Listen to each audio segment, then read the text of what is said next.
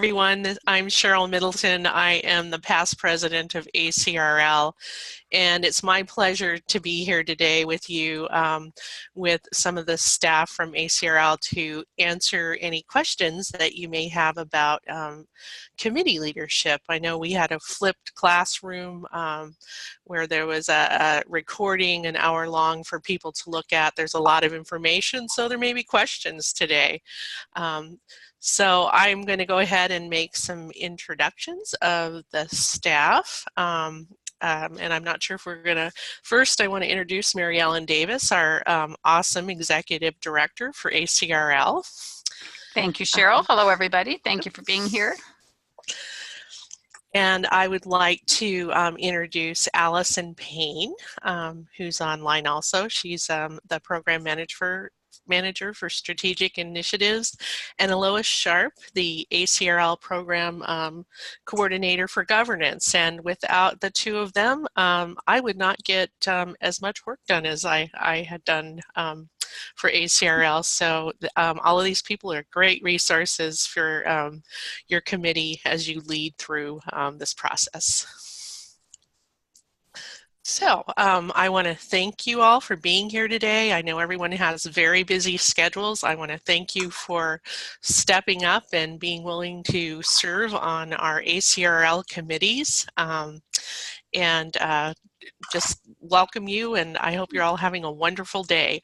So I think we'll go ahead and kick off with Mary Ellen Davis and go from there. So good morning, everyone, or afternoon for you. It's morning here. Thank you, Cheryl. So, yes, I know we're at all different time zones, yes. It is afternoon here in Chicago, Central Time Zone, where Allison and Lois and I are sitting in on this webinar. I want to reiterate Cheryl's welcome and thank you. I know that you have lots of things that you can choose to do with your precious free time, and we really appreciate your agreeing to chair a committee for ACRL and to lead the organization forward as it works on advancing its strategic plan. We're really counting on you to be part of the leadership class, and so we wanted to provide that orientation and this session so that we could give you all the information you need to feel that you can work effectively and efficiently with your teams. So I wanted to, since we're a small group, I wanted to just take a few minutes to ask each of you to introduce yourselves by telling us your name, institution, your role there, and your role within ACRL, and whether or not you have some other ACRL or ALA experience. And because it's hard to know who to call, who should speak first, I will just be like, I'll take roll call, and I'll call out a name in the order in which I see you on my little gallery of pictures. So I'll do my best to get everybody. And if I miss someone, because sometimes the pictures jump, just please let me know so we can make sure to hear from all of you. So we'll start there. We have a couple other things for you, and then we would love to hear if you have questions or suggestions or information to share with each other. So let's start with Lisa. Hi, my name is Lisa Breme. I am the director of the library at Randolph College in Lynchburg, Virginia. I have been maybe about 6 years the moderator for the COLLIB.L list, and so that's been the majority of my involvement with ACRL. I am the liaison between ACRL and the information, it's post-lunch, Information Freedom Committee at ALA. Great, thank you. Oh, my thing just jumped. This is so problematic. Okay, Allison, I think you just appeared next on my Hollywood Squares gallery of members here. All right, I'm Allison Benedetti. I'm a director of Arts, Music, and Powell Libraries at UCLA, and I'm the incoming chair of the Research Planning and Review Committee. I was the vice chair this past year. That's great.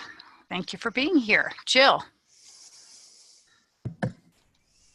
Hi, I'm Jill Becker. I'm at the University of Kansas. I'm the head of the library's undergraduate center. I am the incoming chair for the Value of Academic Libraries Committee, and I was vice chair this last year. Very great. Thank you. Allison, did you want to say anything else? You're next on my rogues gallery here. Allison Payne. Oh, hi. Yes, I'm ACRL Program Manager Allison Payne. Thank you. And she wears many hats at ACRL. She works with the board. She works with the budget. She's our prime committee liaison in terms of overarching messages. So many of you will have already received messages from Allison, or you will be getting some in the future. Thank you. Peter. Sure. Hi, everybody. I'm Peter Breme. I'm a reference coordinator at Briggs Library at the University of Minnesota Morris. I wear a lot of hats here at Briggs Library. I manage reference services, our database subscriptions. I work on the website. I help manage that. I also do publicity and outreach. For the last 2 years, I've been a member of the Professional Values Committee on ACRL. Very good. And you're continuing in that role, Peter? Yeah, I'm continuing that role in terms of being on the committee, and I was given the opportunity to be chair, so I'm stepping into that additional responsibility. That's great. Well, thank you for doing that. And Lorraine. Hi, I'm Lorraine Dallas, engineering librarian at University of Texas at Austin. I'm coming in as chair of the section membership committee. And I've been a member of ALA since, I think, 1978, and been active over that long time, Junior Members Roundtable and RUSA, and recently been active in STS, the Science Technology section of ACRL. I think I'll leave it at that. That's great, Lorraine. You're one of the few members that has actually beat me by a couple of years of membership, just barely. So welcome. Nice to see you. Amanda.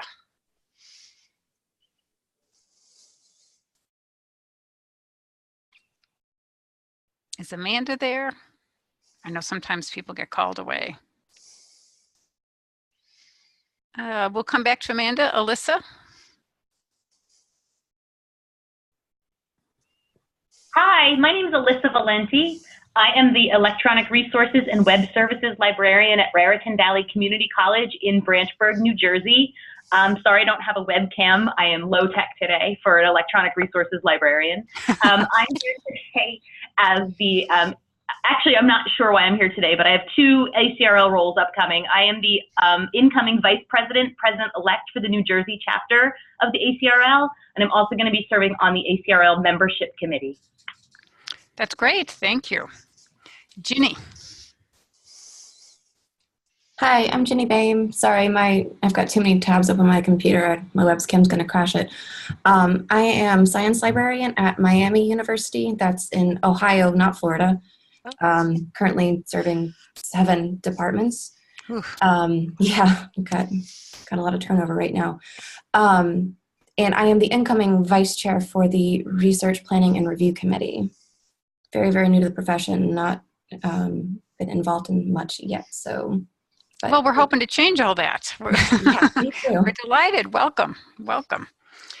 Let's see. I've added a few names and they're changing the order. So I'll back up a bit. Tracy. Hi, I'm Tracy Elliot. I'm the Dean of the University Library at San Jose State University. My past participation at ACRL, besides being a long-term member in 2 states now, as well as nationally, is the subcommittee for the library standards in higher education. We were a subcommittee of the standards committee. And so that was a lot of fun work working with people all over the country. That was great. And now I'm going to be working with Peter as incoming vice chair on the Professional Values Committee.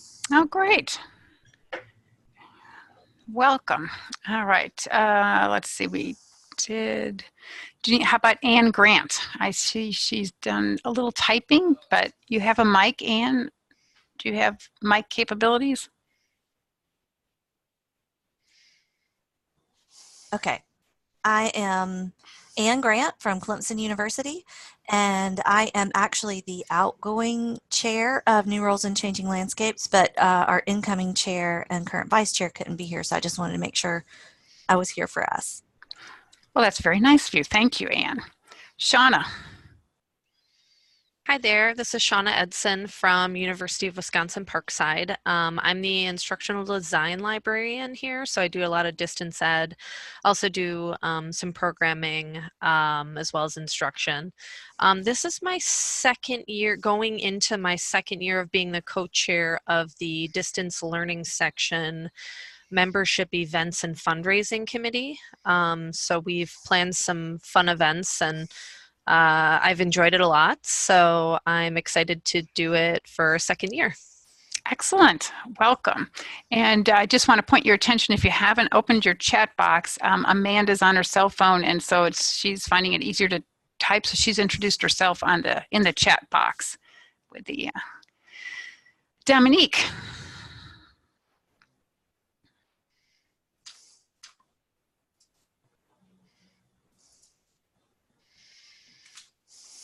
Dominique is using chat. Oh, I'm sorry. Thank you. She did tell us that. Thank you, Elois. I'm asleep at the switch here. Okay. So thank you. We've got another introduction by chat. Kim.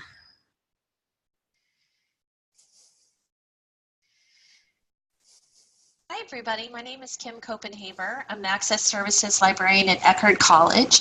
I currently serve as the Legislative Representative to Chapters Council, and I'm also an incoming ACRL board member as a Director at Large. Well, welcome. Welcome. And thank you, all of you, for doing this. We really appreciate it. We wanted to start, and Elois, if you could put up the slide about Leadership Council, just to remind everybody that Leadership Council is coming up at the annual conference in Washington, D.C. next month. It's coming up really quickly, and you all are invited to do that. We start with a networking lunch at about 12:30, I think it is. We're going to be up at the Hilton on Connecticut Avenue, and followed by a 2-hour leadership session. And it sounds like many of you have already been engaged in a committee role in ACRL, but just to reiterate that Leadership Council is made up of committee chairs and vice chairs and section chairs and chair-elects and chapters council, board members, budget and finance committee. You are kind of the leadership class of ACRL, and we'd like to bring you together at the ALA conferences to get your advice, get your input, and to provide some orientation when needed or training on particular topics. So we've used the Leadership Council to get input for a strategic plan. Based on your input and further work, the board added the core commitment to equity, diversity, and inclusion in this last year, and we've been doing some sessions around that. And this summer in Washington, we will have 3 things going on at the Leadership Council. There'll be a short membership meeting, which we're required to hold by bylaws, so you'll get updates from the presidents on the state of the organization and some of the new initiatives that we have going. And then we will have an EDI facilitator come in and work with us on some topics such as microaggression and implicit bias, and how we can be more inclusive in our work within the association and within our own communities. And then we will have a presentation from ALA SCOE leadership. And I want to pause there just for a minute. SCOE is the Steering Committee on Organizational Effectiveness, and I wondered how many of you are familiar with SCOE. And thank you, Elois. She's added this chart that you can see. But I was just curious whether their messaging is getting out. And maybe the chat box would show us, if you could type in the chat box, how many of you already know about SCOE and are following their work or getting the messages.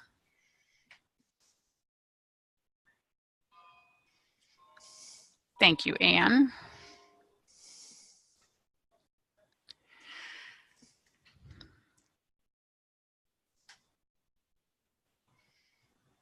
Okay, sweet. So Kim has heard of it. This is mirroring exactly what Cheryl and Elois and I have heard at the other 2 leadership orientation sessions this week, that people are not hearing about this, even though they're trying. And Allison will put in the chat box the link to the ALA Connect group. So they just started after midwinter a Connect group and are putting their posts there, but they're also, I thought, posting to all ALA members. So it's really important that you go into Connect at least enough to turn on your email notifications or decide, at least for me, that works much better for me to get an email than it is to remind myself, oh, I should go and see if SCOE posted anything today. I'm never going to go remember to go look at a website and see if there's anything new. But if I get an email announcement that comes, so good, Lorraine, you're getting those messages. Are other people getting the messages through their ALA Connect membership account? I mean, they're supposed to go through, but if you don't have your notices on, I don't know whether you would ever get them.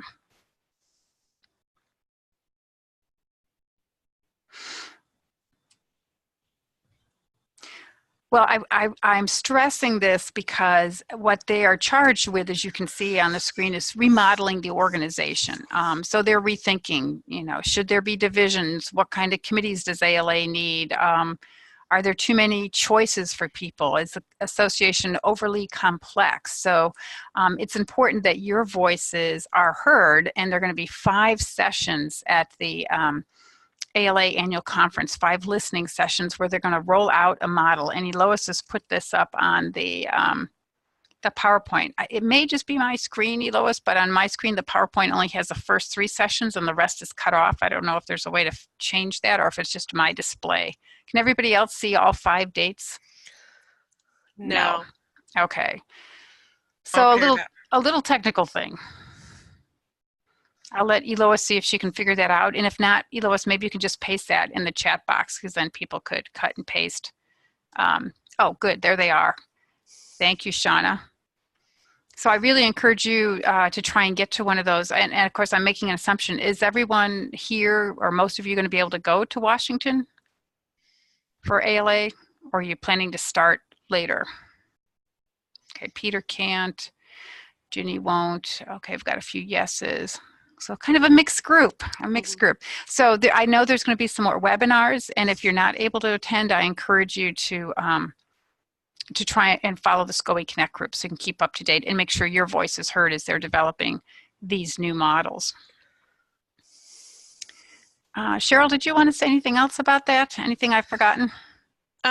Just that to go ahead and follow the information. They actually have done a good job of documenting the process and having some of the documents when in the early stages of planning. This isn't something that they've sprung on us. They've been talking about this since probably before 2017, but really only formalized the group in June of 2018, and they have a fairly quick timeline. So I'd urge you just to take a look at the materials that are available now and use your voice to encourage your committee members too to kind of take a look at what's happening, because it will impact the way we work. We're not, we know it will be a good thing, but change is painful, and we need people to talk about what works for them and what doesn't work for them. So that's all I'll add on it. So. Thanks, Cheryl. One other thing I'll mention, but I want to make sure that I give you all airtime. So I'll just throw it out there, and you may already know all about it. But with all of the, as ALA Executive Board calls it, all the streams of change that are going on at ALA, one of the other ones is to reconceptualize the midwinter meeting into a different kind of event.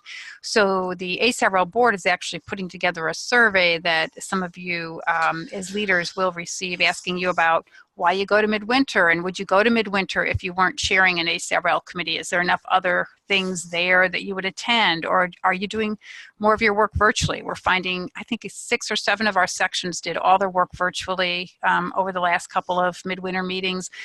We're finding more editorial boards are working only virtually, and so some members have expressed to us we maybe don't want to spend our money going to a midwinter meeting to have a committee meeting, and this new event, actually, the way it's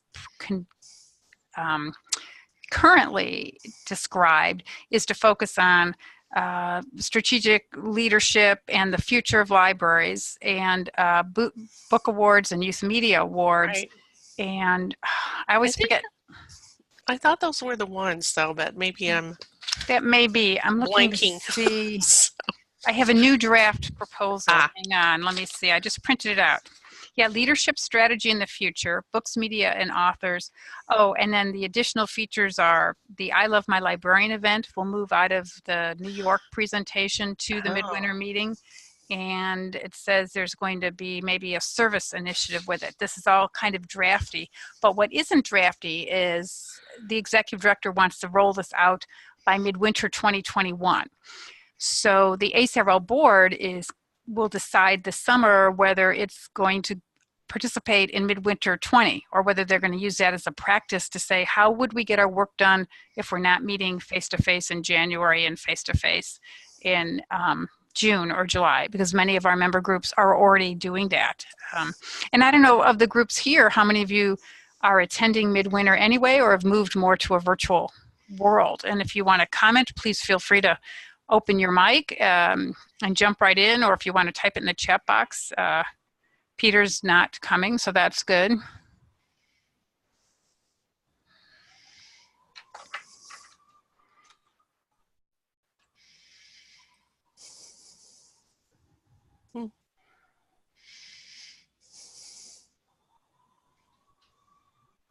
Now that is really helpful feedback, and Cheryl as a board member and I will certainly share this information, other data points with the board, because the other things I think we're hearing as board and staff are, resources are finite. There's only so many places we can afford to go, and one meeting a year, one conference a year might be enough. And I think the other thing I forgot about the midwinter reimagination is that the idea would be meetings would only be on Friday and Monday, and Saturday and Sunday would be content. So there'd be no meetings allowed on the weekend. So if you wanted to do if you wanted to have meetings more than on one day, you'd have to stay over the weekend to get that second meeting in, which again, I've heard some pushback from some members whose budgets are limited, and if they come, don't necessarily want to spend for 3 or 4 hotel nights. But this is another one where if you can keep, if you get the survey, fill it out, because the board will talk about it at annual.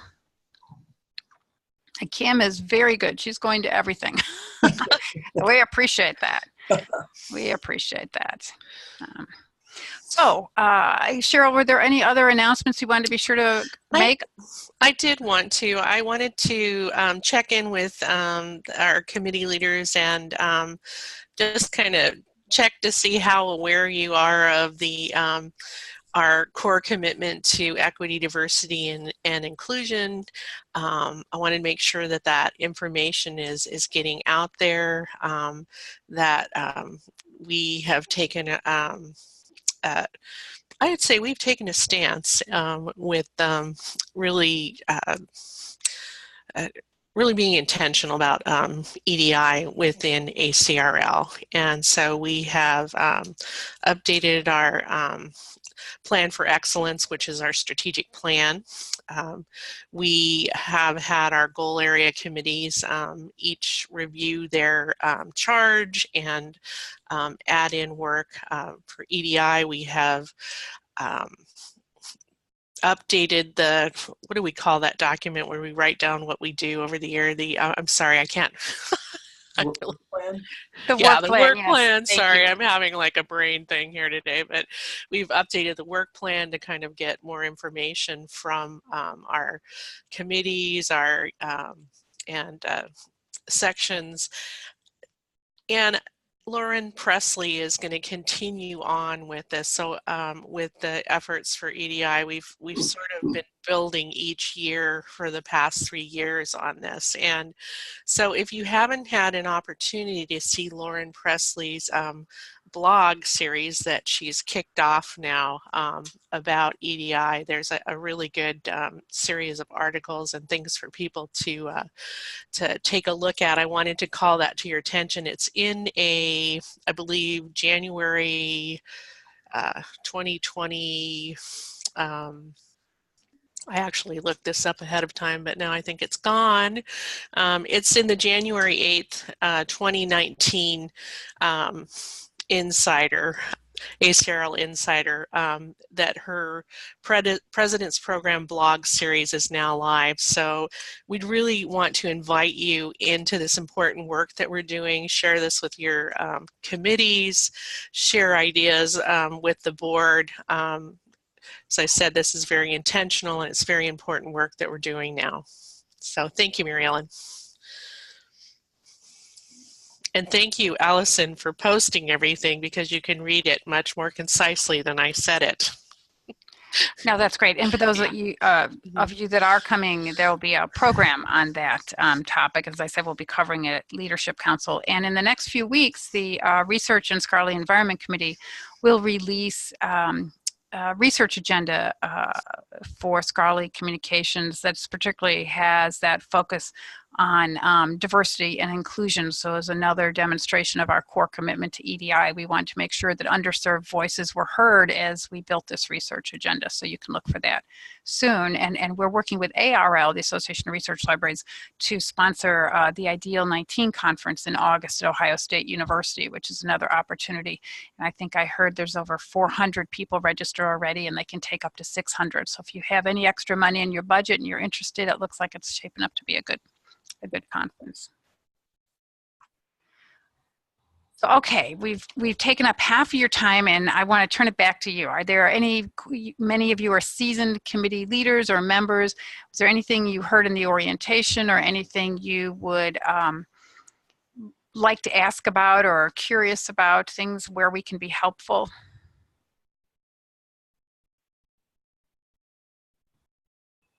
Yeah, I did have one question. This is Peter. Is there any kind of secretarial support for committees in terms of minute takers, or do we just handle that internally? Yes, we count on the member volunteers to manage the note-taking for their minutes. There just aren't enough staff available to sit in on as many groups that we have. But I do want to assure you that minutes do not have to be laborious. They are not meant to be verbatim transcripts of who said what during your meeting. I'd be happy if a committee meeting had 6 bullet points. You know, the committee met, here's who was here, here's what we decided to do. Bing, you know, bullet point, bullet point, bullet points. So I tell people they could do their minutes on the way home from a meeting if they, you know, on the plane if they need, not if you're driving, not if you drove in, I'll take that back. But since I often have to fly to a meeting, I do my expense report and my notes from the meeting. So they're not meant to be hard, but I regret that we don't have enough paid staff that can do that. No, that's fine. Just was wondering. Sure. I guess I should own the one exception is the board. We do have Allison will go to the board meeting and take notes of that meeting. But other than that, even the Budget and Finance Committee does its own notes.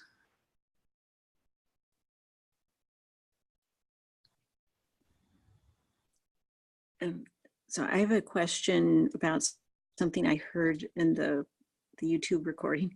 I understood Elois to say that business meetings may not be held at conferences.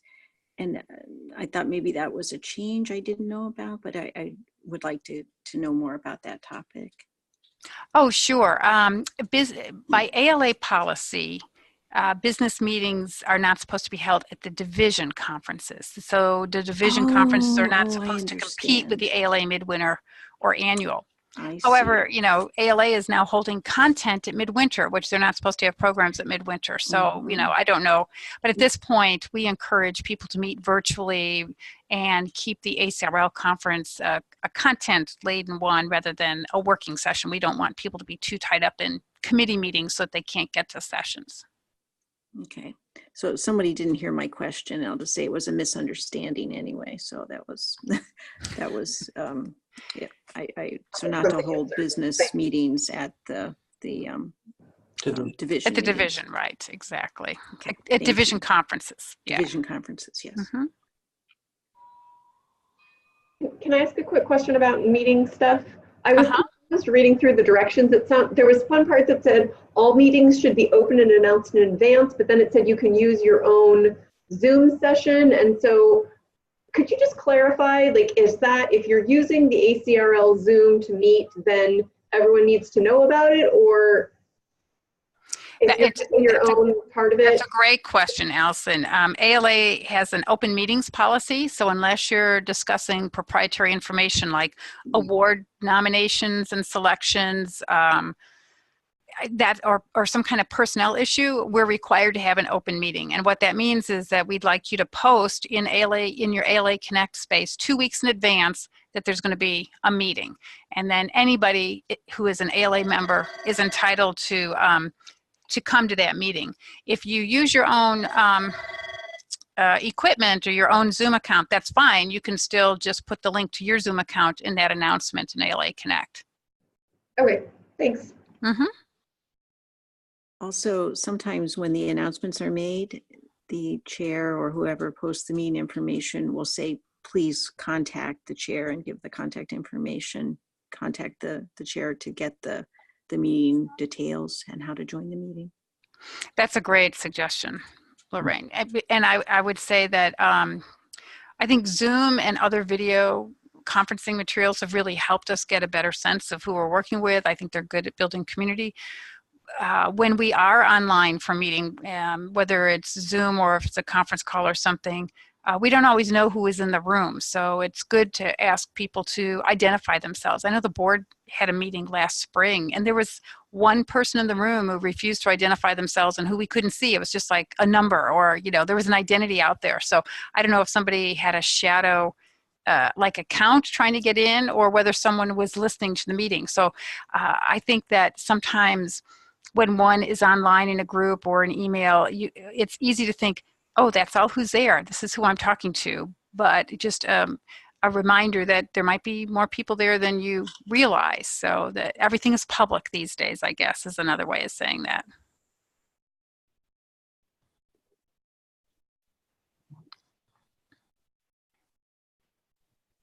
Yeah, I had just one other question. Uh-huh. Is there a way for committees to learn who their different liaisons are? Like, just for example, on professional values, we have a intellectual freedom committee rep and a professional ethics rep. I mean, would that just be forthcoming? It just wasn't listed on the roster yet. Allison, since I'm talking a lot, you want to take that one? Sure, I can answer that question. So those people have been added to the roster, but they're just, it doesn't actually say on their position type. So your staff liaison could probably just send you that information. Okay, sounds good.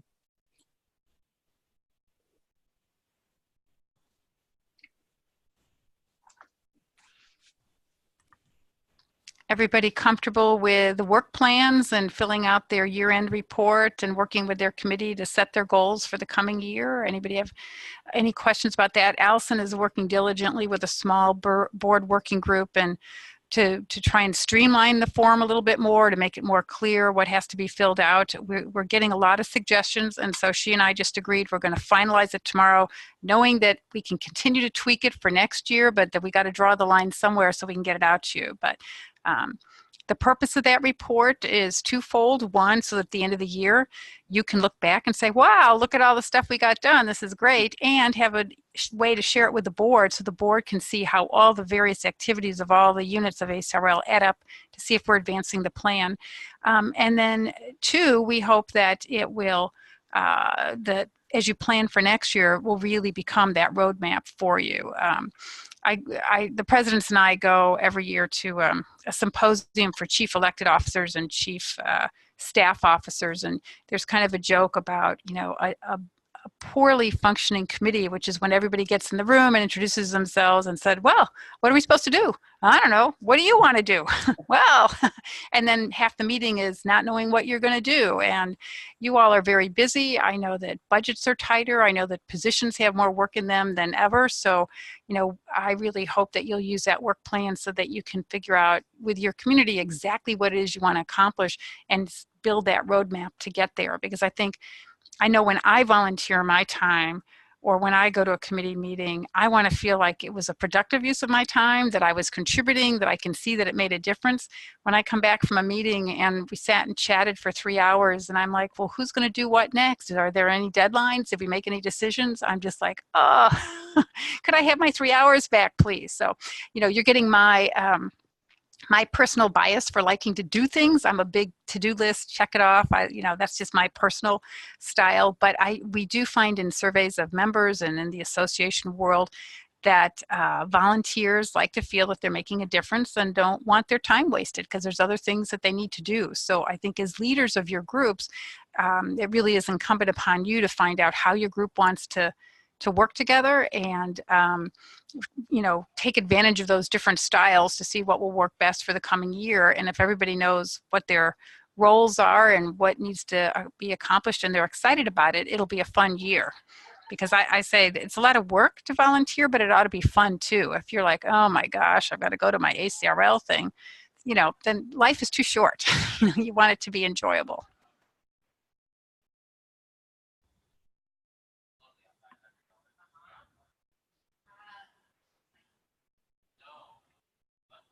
What about scheduling virtual meetings? Everybody know how to do that? Elois can walk us through a quick how to get to the calendar if you'd like, or if you've all done it already. We don't want to waste your time with that.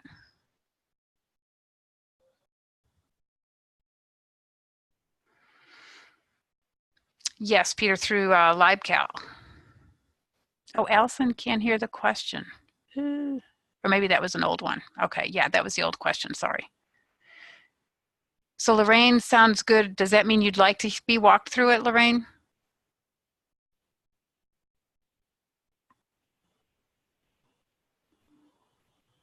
Yes, okay.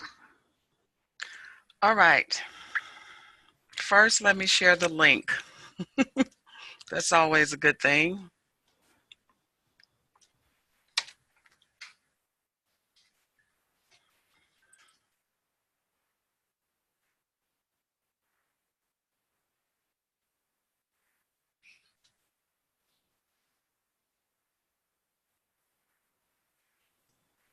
While Elois is getting ready, I can share that we have a couple of Zoom rooms available for your use, and that I encourage you to think about year-round work, that the old construct of we only work in January and June based on the old ALA midwinter annual cycle, if you stick to that, you're going to have more competition to get a virtual meeting room, because a number of committees are like, oh, it's midwinter time, we have to have a meeting in January even though we're not going, kind of thing. So if you can think about the best times for you to do your work, if you take some of the non-peak times, and Elois can tell you, I think that before and after midwinter and before and after annual are the busiest times of all to try and get a meeting room. Which is why you're perfectly welcome to use your own, but if you'd like to use ours, Elois is going to show you how you can book a room. All right, once you click on the link that I put in the chat box, it will take you to the virtual meeting lib calendar. And the first date that it's going to land on is actually the first date that will be available for you to actually book a meeting. So based upon the 10-day business notification that we would like for you to give us in advance, if you want to book a meeting, June 6th from this day is the first day you can do that. If you notice to the left, there is a little small miniature calendar. If your meeting is not a meeting you want to schedule in June, you simply click on the arrows that points to the left or to the right to advance to the actual month you desire to book a meeting. Once you click on that month, you're going to select the day that you want to book the meeting. So I'm just going to pick July the 10th, just for the sake of that. So the calendar changes to July the 10th, which is Wednesday. If you notice, there are boxes in green and boxes in blue. All of the boxes in green are the time slots that are allotted for virtual meetings. You can either book your meeting in Adobe Connect or Zoom. Once you pick the time that you desire to have a meeting, you simply click on that time in the box that's adjacent to the room you want to use your meeting in.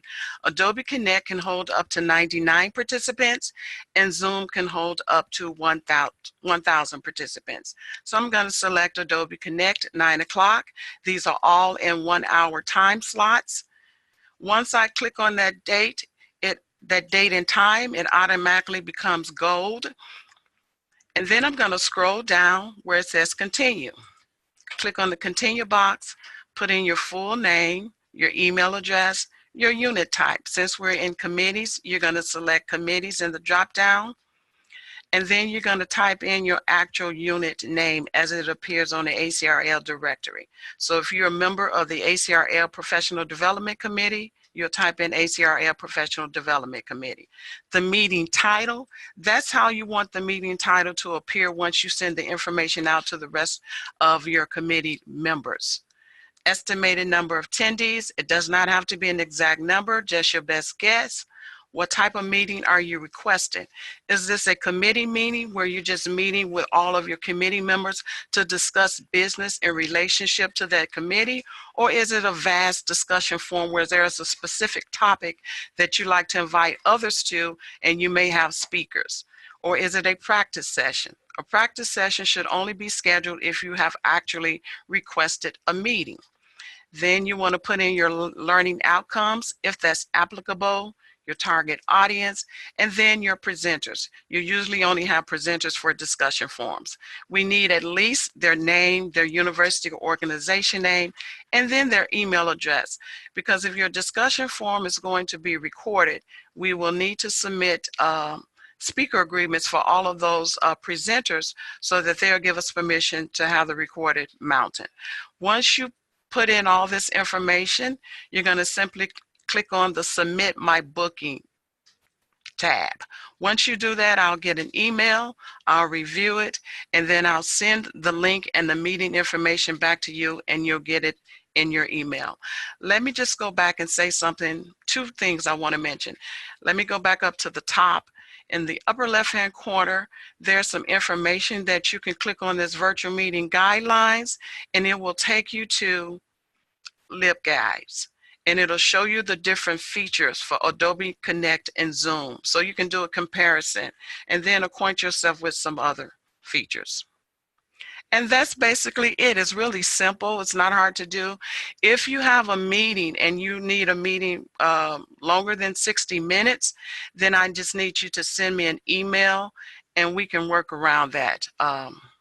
We can work around that for your schedule. Does anybody have any questions?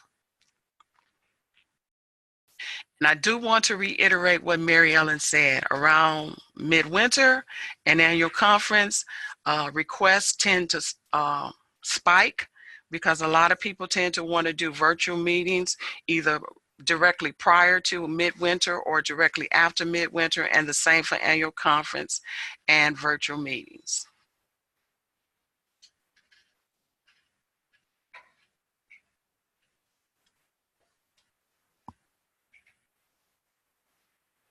All right. Thanks, Lois.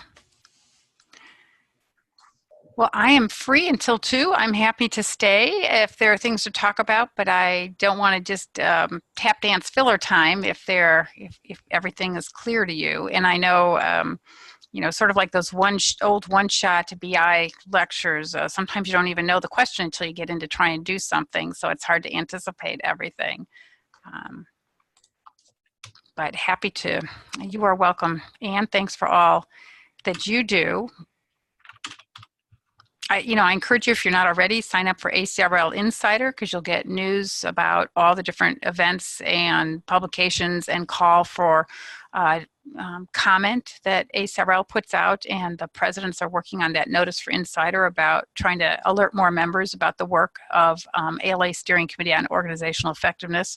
And while Lois was talking about meetings, since I've heard that before, I was peeking at my email and saw this will interest Peter, and I forget the other person.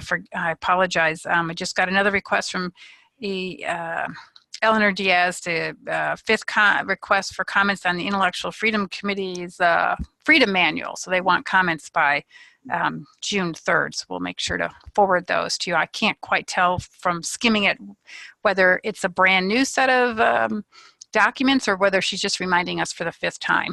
So you'll want to take a look at those.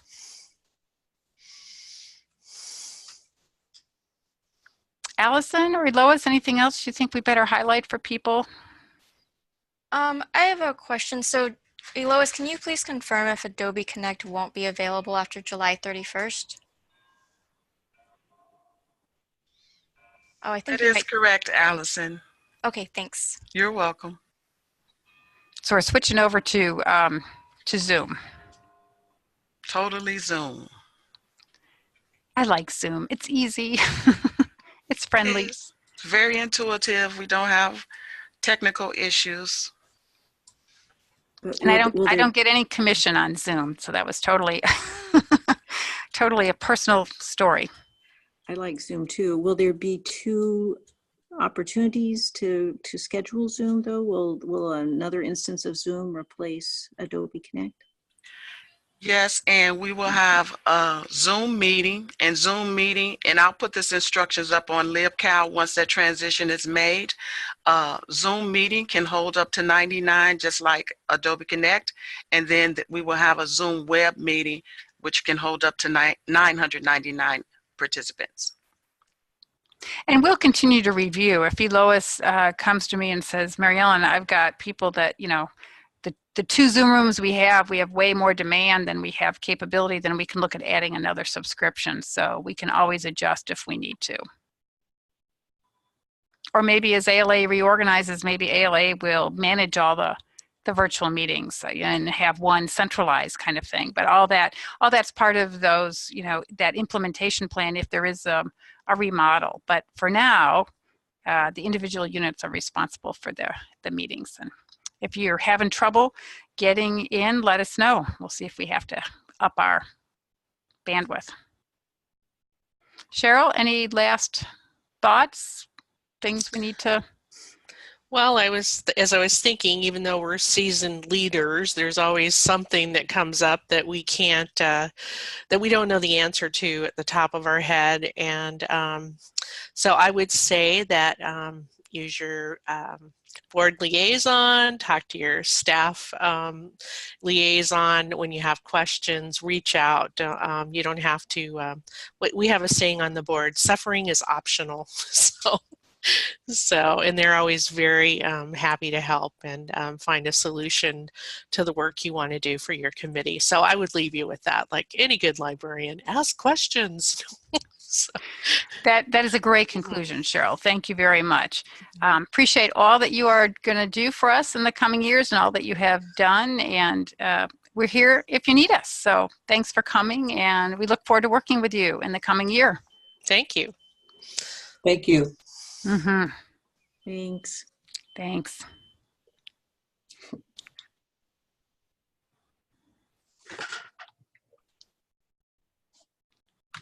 Oh, and fill out the survey. Forgot that.